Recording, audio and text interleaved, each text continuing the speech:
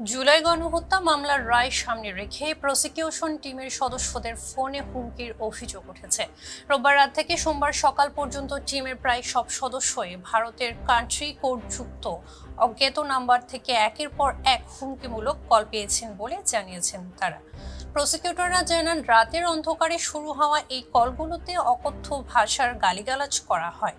কলদাতারা হুমকি দিয়ে বলেন, যদি শেখ হাসিনার বিরুদ্ধে রায় যায় তাহলে প্রসিকিউশন টিমের কেউই রক্ষা পাবে না। পরিস্থিতি এমন পর্যায়ে পৌঁছায় যে চিফ প্রসিকিউটর তাজুল ইসলাম নিজেই ফোন সুইচ অফ করতে বাধ্য হন।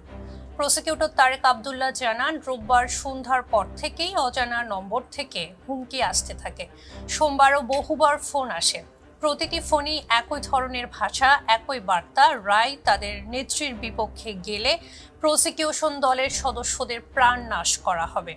চিফ প্রসিকিউটর তাজুল ইসলাম এই হুমকিকে কাপুরুষোচিত বলে মন্তব্য করেছেন। তিনি বলেন, গণহত্যা অপরাধে জড়িত ভীরুদের ভাষা এটাই, এগুলো আমলে নেওয়ার মতো নয়। তবে এসব হুমকি তদন্ত করে ব্যবস্থা নেওয়ার দাবি জানিয়েছেন প্রসিকিউশন টিমের সদস্যরা।